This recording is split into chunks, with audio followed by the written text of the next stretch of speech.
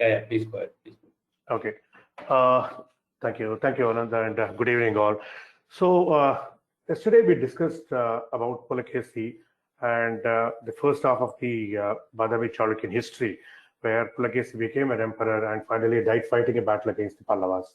Now, after the death of Pulakesi, the entire Vatapi Chalukya kingdom plunged into crisis.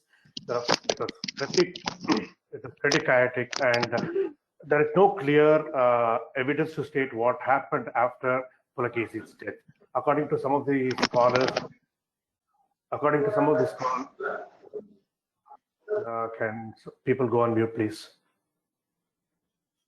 Okay, thank you. So according to some of the scholars, the entire kingdom was fragmented, and Pulakesi's sons fought each other and took a piece of their own kingdom.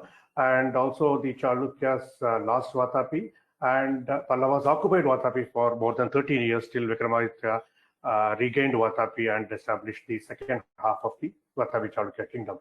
So there was a host of questions for which there are no answers, and even today these questions are still subject to debates by scholars. And the next 10 to 12 years after Pulakesi's death was a decade of uncertainty for the Chalukyas. So there are questions that we will try to answer over a period of over the next hour or so, and try to see where the Chalukyas went after the death of Pulakesi. So how long did the Pallavas occupy Vatapi? Was it for 13 years as mentioned by some scholars, or did they vacate Vatapi earlier than that? The second question was, what was the state of the Chalukyan kingdom after the death of Pulakesin? And Pulakesin had 5 sons, and when he died, Pulakesin was around 60 years old, maybe in his late 50s or early 60s. And so his sons probably were in 30s and 20s. So where were they and what were they doing after the death of Pulakesin? And then comes the Pallava withdrawal. When did Pallava withdraw from the other Chalukyan territories, which they have been holding on after the conquest of Vatapi? And finally, how did the Chalukyas recover from this deadly blow when they lost their king, they lost their territory, and also they lost their capital? So we'll try to address this question one by one using some interesting artifacts. So the first one is we'll talk about Pulakesin's successors. What happened to his sons? Pulakesi, as I said, had 5 sons. The first one was Aditya Varma. The second one was Chandraaditya. Then there's a bit of confusion. Then comes Ranaraga and Vikramaditya. Some say Ranaraga is the third son, and some say Vikramaditya was the third son. And then comes the last son, Jayasimha. So there are 5 sons, and as I said, they were probably in their 30s or 20s when Pulakesi died. So according to some of the inscriptions that were found across the Chalukyan territory, it seems that even though they lost Vatapi, the Chalukyan kingdom was almost intact, but for the southern part. The first son to come to occupy the throne after Pulakesi was Aditya Varma. Probably he ruled only for 2 years, and he's referred by his own inscription dated his first regnal year, that was discovered in Kurnool in Andhra Pradesh. And probably he died fighting the Pallavas. There is no clear-cut answer as to how he died, but since he was only in his 30s or early 40s, maybe he died fighting the Pallavas, according to Durga Prasad Dikshit, a renowned scholar. He was followed by his son Abhinavaditya, who again ruled for only about a year or so. And he is actually identified by his own inscription at a place called Nelgunda. And he also seems to have died here fighting the Pallavas, and he must be in his early 20s, so probably he died without a child. And then he was followed by Pulakesi's third son. Now, there is Pulakesi's second son, Chandraaditya. Now, there's a bit of confusion. Some say that Chandraaditya was the first son and Aditya Varma was second, but anyhow, it was Pulakesi's second son, Chandraaditya, who followed Abhinavaditya to power. And he occupied the throne from 646 to 649. And he is known from the inscriptions of his wife, not from his inscription. He is known from the inscriptions of his wife, Vijaya, or also called Vijaya Mahadevi. And it seems that he was sick when he became the king in 645. So he basically ruled for a very brief period. He had a minor son. He made his wife co-regent during the end of his reign in 649. And when he died, Vijaya Bhattarika, his wife, took over. Now the question is, how long did Vijaya Bhattarika rule, and what was the state of the kingdom? Now, Vijaya Bhattarika has reference in 2 inscriptions. and both the inscriptions are dated to her regnal year, which means that she actually was running the kingdom or ruling the kingdom, probably with the help of Vikramaditya, who was the eldest of the remaining three sons. And since her son was minor, actually she was the one who was calling the shots. And these two inscriptions are very interesting because these inscriptions are found quite far away from the Vatapi Chalukya's capital, that is Vatapi. And in one of the inscriptions, actually, she refers to her brother-in-law Vikramaditya. She refers to him as a dearest or dearest son of Pulakesi, and he was the one who actually had restored the lost glory of the Chalukyan Empire. And interestingly, in this particular inscription, there is no reference or there is no royal title that was assigned to Vikramaditya. So probably Vikramaditya was not a king or a regent at that point in time. Maybe he was helping out his sister-in-law in running the administration as the eldest of the remaining three sons. And he is referred to as the supreme commander of the Chalukyan forces. So this particular inscription is very interesting. So this actually proves that Vikramaditya was not ruling any other part of a fragmented kingdom, but he was basically helping out his brothers in fighting the Pallavas and also later his sister-in-law. So these inscriptions really prove that there was no tussle between or among the sons of Pulakesi after his death. They were all ruling together, maybe one after another. First it was Aditya Varma, then followed by his son for a brief period. Then came Chandraaditya, and Vikramaditya, supposed to be the eldest of the remaining three, probably came to throne after Vijaya Bhattarika. We don't know what happened to Vijaya Bhattarika, whether she died or she just handed over the throne to Vikramaditya. So this is the map you see is shows the fine spots of the inscriptions that were found during these 12 years, that is after Pulakesi's death till Vikramaditya came to the throne. So if you look at these inscriptions, you see Kurnool. Kurnool is almost on the Andhra, Telangana, and also the Karnataka border, where Aditya Varma, the first son's inscription, was found. And the second inscription is quite interesting. Abhinav Aditya, the son of Aditya Varma's inscription, was found in a place called Nilgund. And Nilgund is hardly 15 kilometers to the west of Vatapi. So, which means basically when Abhinav Aditya came to power, Pallavas had withdrawn from Vatapi. So, probably they were not holding on to Vatapi for a very long period. And the other two inscriptions of Vijaya Bhattarika were found on the Konkan coast in the southern Maharashtra region. And Vikramaditya's later inscription was found in a place called Kukanur, about near Koppal, about 100 kilometers down south of Vatapi. So if you look at this map, it's very clear that even though the Chalukyas lost Vatapi and a considerable part of their territory down south, they were still holding on to their core territory. Maybe they lost Vatapi, but around Vatapi, they were still having control. And this particular invasion of Narasimha Pallava and occupation of Vatapi did not have any impact on the Lata Chalukyas or on the Eastern Chalukyas, which means the collateral lines were intact, their vassals were intact, and so except for the loss of the capital and some southern parts, the Chalukyas were still clinging on to most of their territories. So it makes it very clear that there was no fragmentation of the kingdom in the first place, and also there were maybe some chaos at the beginning of the reign of these sons, but later on, it just they were able to hold on, or they were able to establish control over the rest of the territories. Now comes after Chandraaditya and Vijaya Bhattarika comes Vikramaditya. Now Vikramaditya, as I said, is brother of Chandraaditya. In Kukanur inscription, he makes it very clear that Chandraaditya is his elder brother. So he is actually the younger brother of Chandraaditya. That's why he followed him. And there's a bit of confusion whether he's the third or the fourth son of Pulakesi. Some say that he is the third son. That's why he came to power after Vijaya Bhattarika. And some say he is the fourth son because there was one more son by name Ranaraga, whose inscriptions are found in a couple of places where he had given grant to the local Brahmins. But we do not know if he is the third son, then why he did not occupy the throne after Chandraaditya. So probably Vikramaditya was the third son. And Vikramaditya initially was helped by his maternal grandfather Durvinitha. As I said earlier, Durvinitha, the Ganga king, gave his daughter in marriage to Pulakesi, and Vikramaditya was born to that daughter of Durvinitha. And later, when Durvinitha died, it was Bhuvikrama who helped the Ganga king Bhuvikrama who helped Vikramaditya during the later part of his reign. So he probably came to power in 655, 12 years after his brothers and his sister-in-law ruled a fragmented but still a country which was practically intact, at least on the northern side of the Chalukyan capital, Vatapi. So he is credited with ending the Pallava occupation of Vatapi and also pushing the Pallavas beyond the territories of the Chalukyas. And in this endeavor, he was supported by his younger brother, Jayasimha.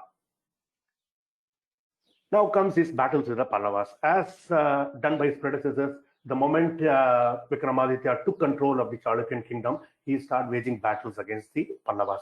Now, his battles against Pallavas had probably started even before that, when he was the commander of the Chalukyan army, because Vijay Bhattarika's inscription makes it very clear that he was the supreme commander and he was the one who restored the lost glory of the Chalukyan empire. So probably his battles with the Pallavas had started a bit earlier, and he, after coming to power, assumed the title Rajamalla, or in other words, the king of the wrestlers. Mamalla or Mamalla was a title given to Narasimha Pallava because he was a great wrestler. So by calling himself Rajamalla, or the one who defeated the wrestler, or who is the king of that wrestler, he gives an impression that he had a fight with Narasimha Pallava. But when you look at the records of Narasimha Varman or the records of Vikramaditya, we don't see any direct one-to-one fight between these two guys. Unlike the Pulakesi Mahendra Varma or Pulakesi Narasimha Varma fight, we don't see a Vikramaditya Mahendra Pallava, Narasimha Pallava fight. So probably what made him take that or assume that title Rajamalla, probably what had happened is he presided over the withdrawal of the Pallava forces from the Chalukyan territory. Now, what made the Pallavas retreat or withdraw from the Chalukyan territory? It was a combination of reasons.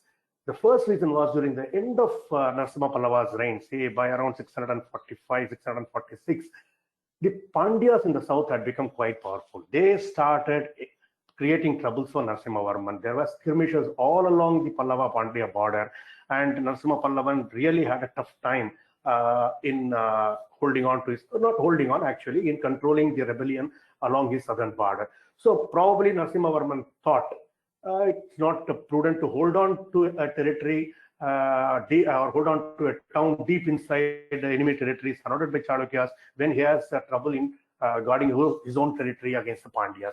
So phase one, probably Narasimha Pallavan was intent, or his intention was to voluntarily withdraw from the Chalukyan territories. The other reason could be, since we have seen that the other parts of Chalukyan territory was quite intact, the vassals were quite loyal to the Chalukyas, the collateral lines were supporting them. Maybe Vikramaditya was growing in stature and power. Maybe he was getting more and more support, and he was getting more powerful. And Narasimha Pallavan did not want another fight with the growing influence or growing power of Vikramaditya. So probably it was a combination of two reasons. Maybe Narasimha Pallava wanted to withdraw voluntarily because he wanted to have his army back in his territory to guard against the Pandyas, and also maybe he was quite wary of Vikramaditya's growing power. That's one reason. Maybe when Vikramaditya takes credit for pushing the Pallavas back, he says that he was the one who pushed the Pallavas back, who made Narasimha Pallava retreat and assume the title Rajamalla.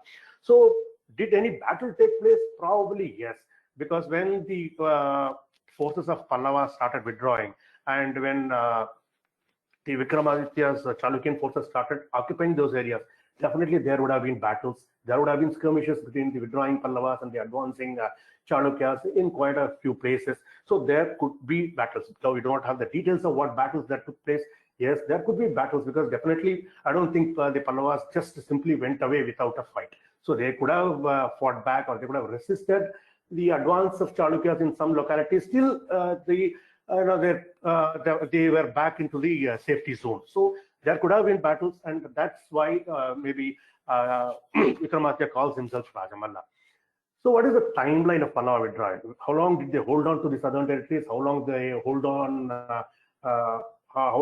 Did they hold on to Vatapi? Probably not for long. If you look at Abhinavaditya's inscription, which I had shown earlier, by 645, the western part of, at least the western suburb of Vatapi was back in Chalukya hands, because the Chalukyan inscription was found here. So probably by 645, Vatapi was free from Pallava occupation. And When did they start? Probably around 643, because there is a record that states that in 643, the locals, the citizens of Watabi, actually built a memorial for their beloved king, Pulakesi, who died fighting. So 643, when they built a memorial, probably that was the start, or that marked the start of the reconstruction of the capital. So they started probably withdrawing by 643, and the withdrawal was completed by 645, just before Abhinavaditya came to power.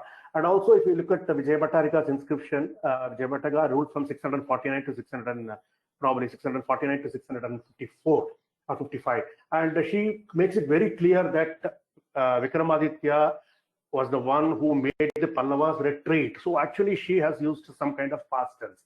She did not say she was making them retreat. She said he made the Pallavas retreat. So which means probably the withdrawal of the Pallavas, both voluntarily and by force, probably started by around 643 and was completed in phases by around 647 or 48. So that was probably the timeline of Pallavas withdrawal. And as I said, as the Pallavas withdrew into the safety of their own territory, the Chalukyas started occupying the vacated place, and maybe there were battles here and there between the withdrawing Pallavas and the advancing Chalukyas. So this is the first battle which probably Vikramaditya was talking about, defeating Narasimhavarman. Around the same time, after the Pallavas withdrew from Vatapi and the southern territories of Chalukyas, some of the inscriptions of Vikramaditya credit him with victories over Pallava chieftains in Guntur and Nellore. So probably after Narasimha Pallava occupied the southern part of Andhra coast during the invasion of Vatapi, and maybe he had made some of the members of his royal clan or some Pallavas as chieftains in these two regions, and probably Vikramaditya defeated them and reoccupied those territories. So by 654, when Vikramaditya came to power, probably the entire Chalukyan territory, which was earlier with Pulakesi, was back into the hands of the Chalukyas, except for the east coast of Andhra Pradesh that was under the eastern Chalukyas. Vikramaditya made his brother Jayasimha, who was helping him out in all these invasions, with the viceroyalty, or he made him the king of the Lata Chalukyas. So probably Lata Chalukyas were also brought under the control of Vikramaditya, and he did not. He left the eastern Chalukyan territory of coastal Andhra Pradesh untouched, where his cousins were ruling. Probably he did not want to, antagonize them, or he did not want to disturb them. So basically, this is how the Pallavas retreated, and probably this is how Vikramaditya recaptured the regions which the Pallavas had earlier occupied. Now, Narasimha Pallava died in 660, and he was followed by his son Mahendravarma II. We do not have much information about the battles between Mahendravarma and Vikramaditya, but Mahendravarma invaded the Ganga territory and probably lost his life fighting there, and the Gangas were helped by the Chalukyas because they had a marital relationship with the Gangas. So probably Vikramaditya had taken credit for the defeat and the death of Mahendravarman also. Then comes the next phase. By 650, after the death of Mahendravarman, Parameshwaravarman I had taken over. Parameshwaravarman was the grandson of Narasimhavarman. And between 670 and 674, there seemed to be quite a number of, you can say, encounters between the Pallavas and the Chalukyas. So there are two different versions which we will discuss.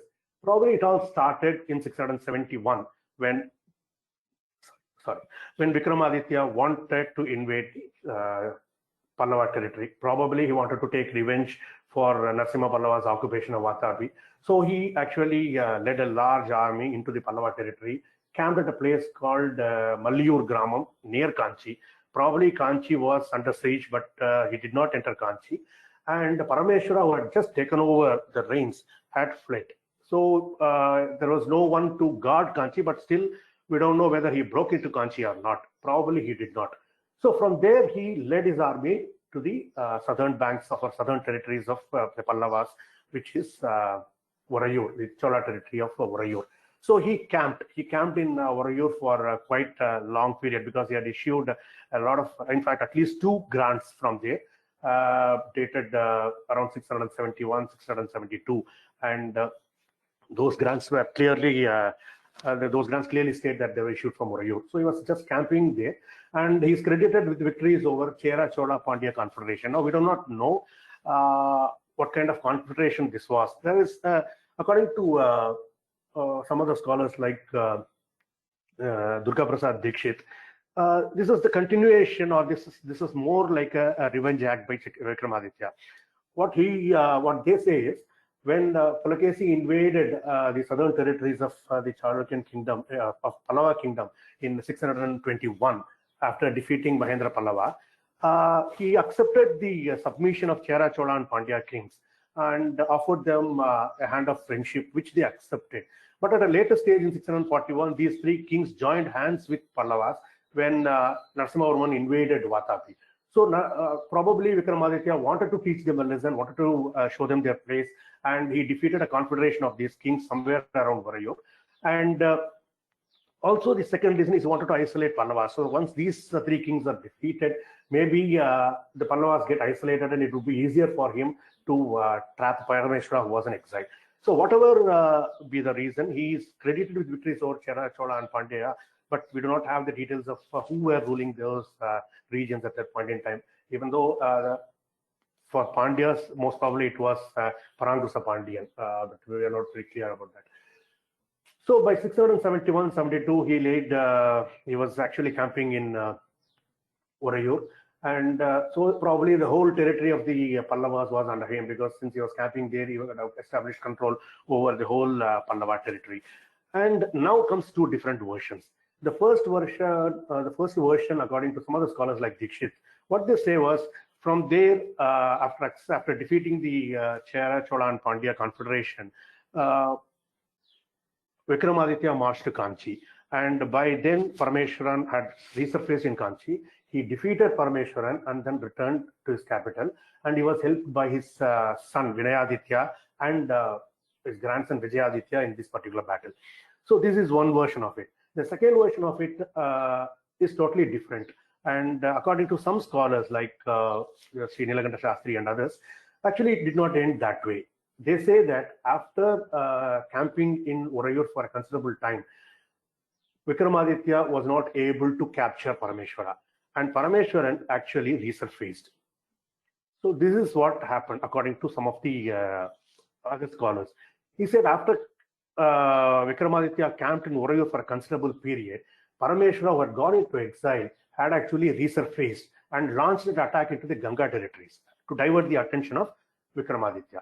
Now, even though Parameshwaran led the army into the Ganga territory and engaged the Ganga king Bhuvikrama at a place called Vilande, the battle actually turned against Parameshwaran. Parameshwaran lost that battle. It's very clear from Bhuvikrama's inscription in Harahalli. It says very clearly that he defeated Parameshwara and he took possession of the royal necklace and a jewel, and started with a jewel or a gem called Ugrodaya. So most probably the first battle with the Gangas did not go in favor of Parameshwaran, who again went into an exile. We do not know where. And again, after laying low for some time, he again resurfaced now. And this time, he actually sent a counter-offensive into the Chalukyan territory. And once he sent a counter-invasion, and that probably to cut off any help to Vikramaditya, he marched down to south, where he met Chalukya Vikramaditya at a place called Peruvalanallur. This is on the northern banks of Kaveri, about 5-6 kilometers from Orayur, just across Kaveri. And in that battle, he was able to turn the tables and defeat Vikramaditya. And they say that Vikramaditya had to, and according to these set of scholars, Vikramaditya had to, basically retreat to his territory, and the army, the counteroffensive which he had sent inside the Chalukyan territory, engaged Vikramaditya's son Vinayaditya and his grandson Vikramaditya, and basically they engaged them successfully and returned with a lot of booty. So this is one version. So according to one version, it was a defeat of Parameshwara and a successful retreat of Vikramaditya to his capital. And according to another version of renowned scholars, basically it was a defeat of Vikramaditya at the end of his camping at Orayur, and probably had to make a hasty retreat back into his territory. So this happened sometime between 671 and 674. And by 674, And the last 6-7 years of Vikramaditya's rule were quite peaceful. He went on a temple building spree, and at the same time, even Parameshwara started building a lot of temples across the Pallava territory. So there was a lull in the fight or the hostilities between these two kingdoms. So by 681, Vikramaditya had passed away, and the mantle passed on to his son Vinayaditya, whose rule was probably very peaceful and very prosperous, according to most of the scholars.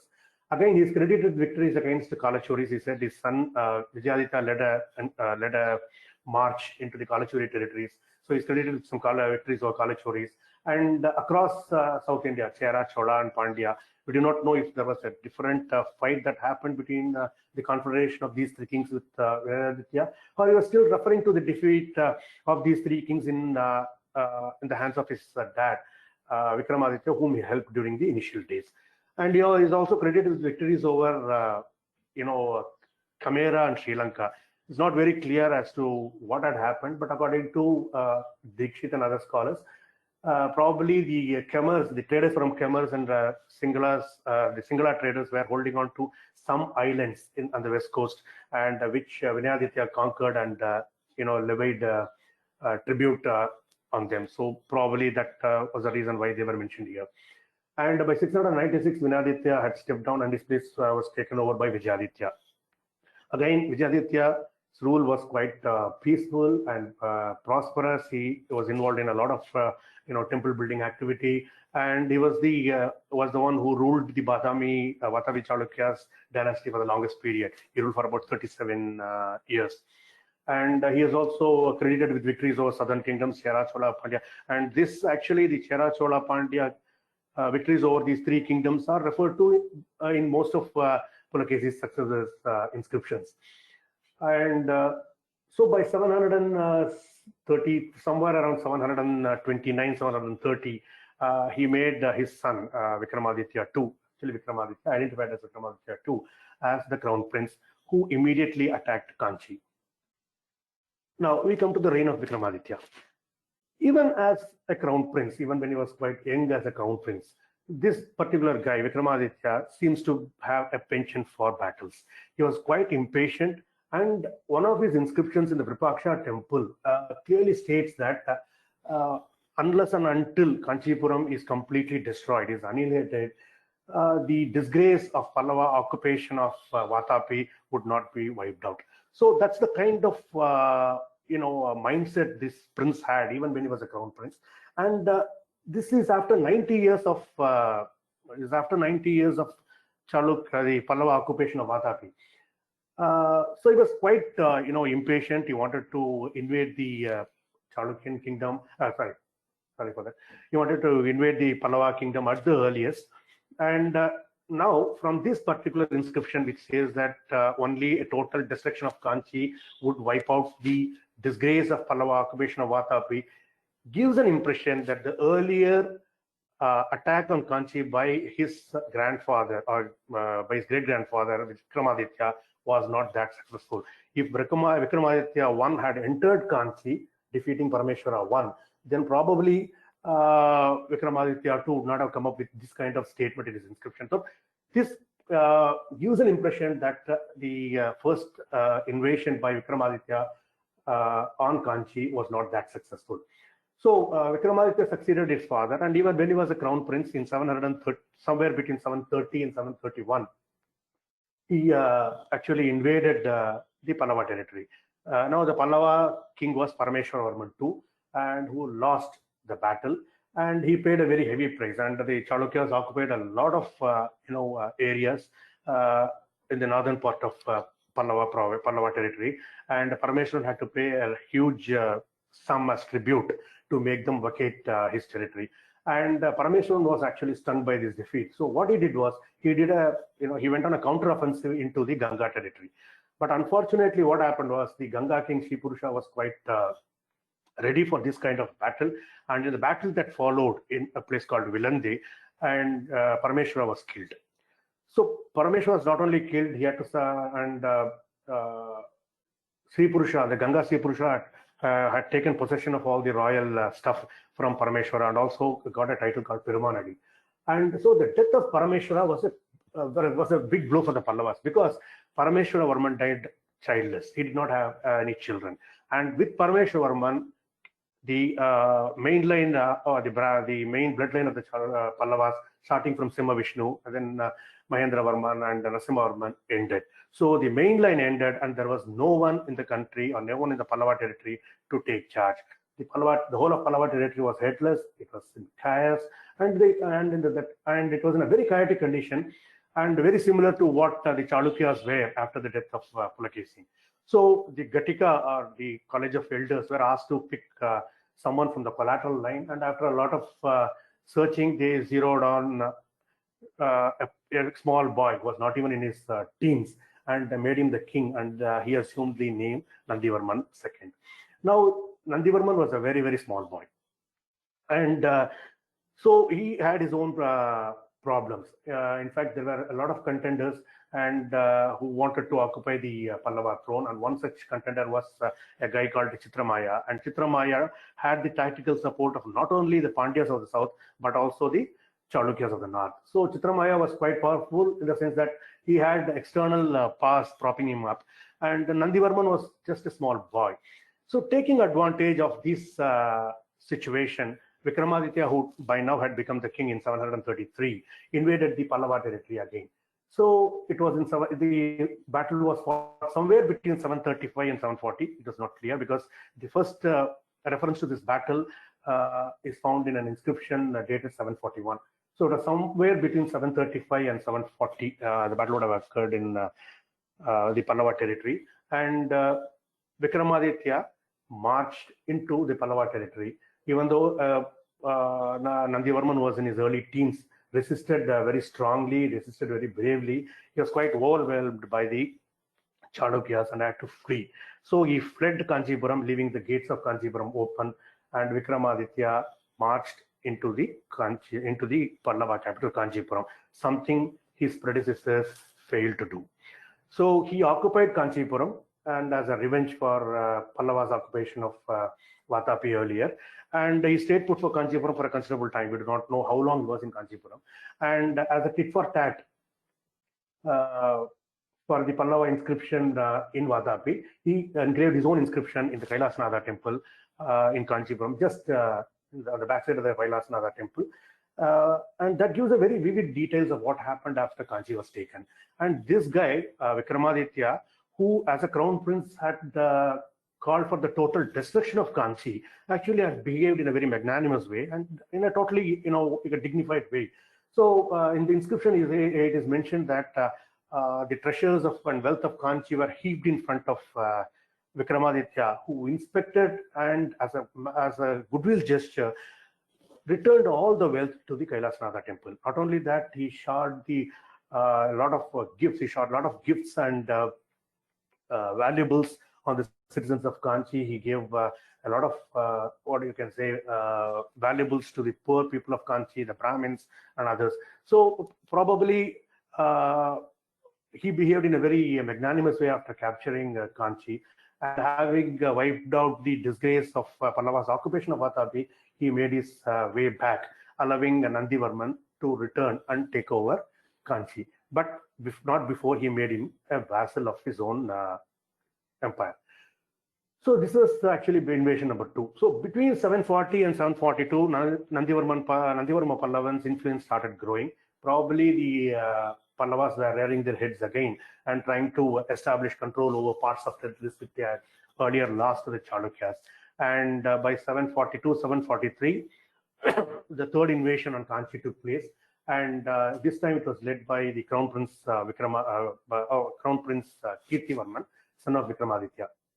And Kirtivarman actually laid siege to the Kanchi fort for a very long time till Nandivarman gave in and became a full-fledged vassal of the Chalukyas. Now, one inscription of Nandivarma Pallavan dated his maybe 15th regnal year, which is 744, found in Gudur in Andhra Pradesh, in Nellore district of Andhra Pradesh, talks about a grant given by Nandivarma Pallavan to the local temple, and in which he clearly states that he is giving the grant under order from the Chalukyan emperor. So which means that by 744, 745, Nandivarma Pallavan was forced to acknowledge the supremacy of the Chalukyas and became their vassal. So these are the three battles that were fought during the period of Vikramaditya II, and that's one reason why he was called as a king who defeated the Pallavas thrice, or who occupied Kanchi thrice. So again, like his predecessor, he is credited with defeating the Chera, Chola, Pandyas, and also a Kalabra king. We do not know who he was. And between battle 2 and battle 3 with the Pallavas, there was another battle that took place, and this time it was an SOS from his collateral line in Gujarat, and he got an information from his collateral line saying that the Arabs who had occupied Sindh had marched across the Rann of Kutch into Gujarat, and ultimately their intention was to attack the Deccan Plateau. So with the help of his trusted vassal, the Rashtrakuta king Dantidurga, Vikramaditya marched into the northern Gujarat territory, and he, along with his collateral line, pushed the Arabs back. In fact, defeated the Arabs, pushed them back, and the northern part of the territory also came under his control. And so, starting from Vikramaditya up to Vikramaditya II, the Chalukyas had established control over most parts, or in fact, the whole of the old Chalukyan territory that was under Pulakesi. In fact, under Vikramaditya I, the territory was from the Trans-Narmada region of Madhya Pradesh right up to the Kaveri in the southern Karnataka, and for a considerable period, his influence extended right up to Urayur, as he was camping there for a long period, at least for 1 to 2 years. So his we can say that his empire was the largest, even larger than Pulakesi, because Pulakesi's empire ended at the southern Karnataka region, whereas for a brief period, Vikramaditya I was able to extend his empire right up to the Kaveri Delta in central Tamil Nadu. So like his predecessors, he had a very prosperous reign, and he built a lot of temples across the Chalukyan territory. And 744, he was succeeded by his son Kirtivarma. Unfortunately, Kirtivarma was the last ruler of the Vatapi Chalukya dynasty, and Kirtivarman's period was full of troubles, and he had to contend with the growing power of the Rashtrakutas, who are becoming very powerful. And by 742, during the last days or last years of Vikramaditya II, Dantidurga, the Rashtrakuta king Dantidurga, had even declared himself independent of Chalukyas. So he had to contend with the growing power of Rashtrakutas. And around the same time, the Pandyas under Rajasimha Pandyan had also started becoming quite powerful. They had extended their territory right up to the western and northwestern part of Tamil Nadu, which is called as Kongu Nadu, or Kongu country, adjoining the Gangas. So let's just see what happened during this period. So Dantidurga probably started his occupation of Chalukyan territory quite early, maybe immediately after Kirtivarman took over. So the first thing, from Ellora, he marched into the Lata Chalukya territory, the southern part of Gujarat, and also he occupied the northern part of Gujarat, which was earlier under the Chalukyas, and the Malwa region. So literally the Chalukyas lost their head, lost the northern part of their territories. And from then again, he marched his way to Chakrakotya. Chakrakotya is Chhattisgarh, the southern part of Chhattisgarh, called Bastar, and probably ruled by the Pandu Vamshikins. And from there, he marched into Kalinga, defeated the Kalinga king, and then started moving along the coast of Andhra Pradesh. Now, the eastern Chalukyan territory, which was ruled by the collateral line of the Vatapi Chalukyas, was under a king called Vishnuvardhana III. Probably Vishnuvardhana III was too weak to stop Dantidurga, so just gave him a free passage, and Dantidurga marched his way to Srisailam on the Nalamala hills, which was under the Telugu Chola kings, who are a branch line of the mainline Cholas of south. So he defeated the Telugu Chola kings, and from there, he, as a show of strength, marched to the Pallava capital, Kanchi. Now, after reaching Kanchi as a show of strength, what Dantidurga did was, he married off his daughter Reva to Nandivarma Pallavan, thus establishing a marital relationship with the Pallavas. Now, the Pallavas were already getting stronger under Nandivarman, now had entered into a marital relationship with Danti Durga, who was quite powerful and who had occupied almost the whole of north, east, and the south of Chalukyan territory. So Chalukyas by 700 and say around 745, 746, starting from 745, 746, by 750, 52, had lost almost the whole of their north, east, and south. So it is an ominous sign for them, because the Pallavas had entered into a relationship with Danti Durga, the Rashtrakutas. So Rashtrakutas were powerful in the north, the Pallavas had become powerful in the south, and we don't have to talk about the Pandyas, who had now stitched their kingdom right up to the border of the Ganga territory. So now Kirtivarman had nowhere to go, so he was completely surrounded by enemies on all sides. So to assert his control or assert his right over his territories, he decided to invade the Pandya territory. So what he did was he joined hands with the Ganga king Sri Purusha and marched into the Pandya territory. And they advanced as far as a place called Vembai, somewhere in the Chola country, in central Tamil Nadu, where they met with the forces of the Pandya king, Rajasimha Pandian. And Rajasimha Pandian inflicted a crushing defeat on the Chalukyas and the Gangas. And they had to retreat back to their territory. And in fact, actually, they were quite humiliated, and the defeat was quite heavy, that they were not, they could not recover from that for quite some time. And this guy, Danti Durga, was waiting for such an opportunity, thought it was the right time to strike. And he struck in around 753-54. He struck the Badami Chalukya kingdom and defeated Kirtivarman, probably killed him in the battle, and occupied the central Deccan. And he declared himself the independent king, or the sovereign of the central Deccan region, and thus establishing the independent Rashtrakuta kingdom.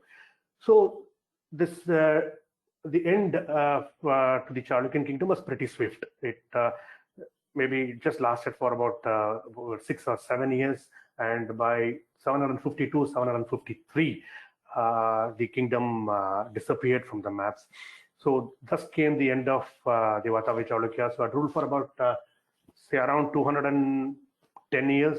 They reached their peak during Pulakeshi's reign, and again they regained the lost glory during Vikramaditya I and Vikramaditya II's period, but probably died a sudden death. And by 754, the entire Vatavi Chalukya territory had come under the Rashtrakutas. And we can, if you go to Ellora, you can see the inscription of Danti Durga, the Rashtrakuta king. It is dated around 756, which describes him as the sovereign and the master of the Deccan Plateau, master of the central Indian Deccan Plateau. And most of the inscription is not visible, in fact, but they have just put a red mark to identify where the inscription is. So you can just take a look. It is in cave 15 of Ellora, also called as the Dasavatara cave. So thus ended the Vatavi Chalukya dynasty. So they ruled from around 543 and right up to 753, a period of around 210 years. And before that, for a few years as the vassals. And this was later followed by Nandivarman's invasion of the Ganga territory in 760.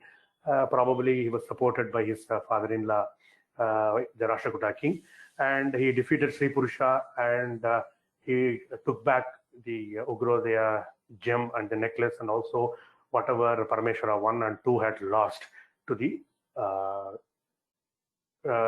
Ganga kings. So thus ended the Vatavi Chalukya dynasty. So this is actually the inscription, one of the inscriptions you can say, because the inscription is spread across a few pillars, and this is probably one of the pillars that had the inscription. There is a red mark to identify where the inscription is, but as you see, it's not pretty clear. And it basically says that Danti Durga is now the sovereign of the Deccan Plateau, and the master of Deccan Plateau, and also the sovereign king of the Rashtrakuta dynasty, Rashtrakuta kingdom. So that brings us to the last slide. Basically talks about administration. It's actually, if you look at this slide, it's self-explanatory. So, like all other kingdoms, they had a local administration, what you can say, set up where there were villages and towns that were headed by the Mahajanas, probably a panchayat president, and or a panchayat, and probably who worked under Gamunda. A Gamunda could be a panchayat president, and villages and towns were bunched together to form a Vishaya or a district, and Vishayas were bunched into form a mandala or province. And again, as far as taxes were concerned, houses and professions were taxed. And again, there were tolls for moving the commodities from one place to another. So tolls were collected along the highways, and even fines were levied. And again, as we had seen, the provincial officers, be it Lata Chalukyas or recent Chalukyas, were basically held by the members of the royal family, and Mantri Bandala or the cabinet helped the king in taking decisions. And like any other king, the king or the emperor was the head of the state. He was the fountain of honor, judge, and he was the supreme commander of the armed forces. And as far as the throne was concerned, it was hereditary, with the eldest in the male line taking over the throne. So, as I said, each royal family had their own banner, and they had their own dwaja, and though Lanchana is the royal emblem. And as we had seen earlier and later also, all the members of the royal family shared the administration. Each one had a say in the administration. And queens were given a lot of importance, as we see from the life of Vijay Bhattarika. So they held quite important positions, and they played a active part in the administration, and they were given titles as Parameshwari or Parama Bhattarika. And finally, if you look at some interesting facts about the Chalukyas of Vatapi, all the inscriptions were basically in Telugu Kannada script. Till 12th century, it was basically a combination of Telugu and Kannada characters. By 12th century, it was split into Telugu and Kannada characters. And this one is quite important, quite interesting. The Aihole inscription of Pulakesi that describes battle with Harshavardhana, and assuming the title, what you can as Parameshwara, also talks